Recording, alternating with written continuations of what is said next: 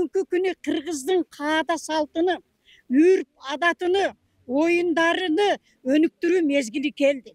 Биз ар кимдерди дуурай берип, бири орус, бири япон, бири кытай балекет болуп жатып калдык, кыргыз болбой калдык бүгүнкү күнү. Мен жогорку маалыматтуу эмгек сиңирген укук коргоочумун.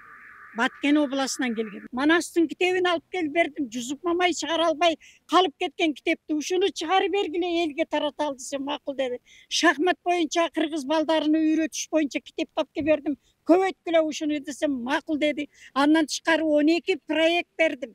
Ушул кыргыздын каада салттарын өнүктүрүү. Өзүңүз акча салып, мындай кылдыңыз? Кылдым, аны кое тур, элдин баары акча салбаса член болмок беле. Инвестор болуп атпайбыз биз. Анан боз үй боюнча 3 том жазган 90га кирген Чалбар көлдө. Ушунун китебин алып келип бердим. Ушуну чыгарып бергиле. Эл билбейт бүгүнкү күнү боз үй деген эмне, анын кандай касиеттери бар. Чыгарып бергиче камап коюшту го. Каяка чыгарып берет? Талас облусунун Манас районунан келдим. Атым Шатманова Турдукан. Кесибим мугалим. Сиз канча акча салгансыз? Ким? Үй бүлөңүз менен салгансыздарбы? Жок, эки кызым анан мен үчөөбүз салганбыз.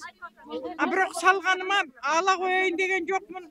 Бу балдар айткандай, мага акчанын эмне кереги бар, 80ге келип калган. Мен неберелериме, чөйрөмө керек болот деп салдым. Канча салдыңыз? 27 миңден 3 өйдү салдык. А бирок соткабызда тур. Акыры истередин аман эсен чыгып кетсе, ишти илгерилете турган ошол.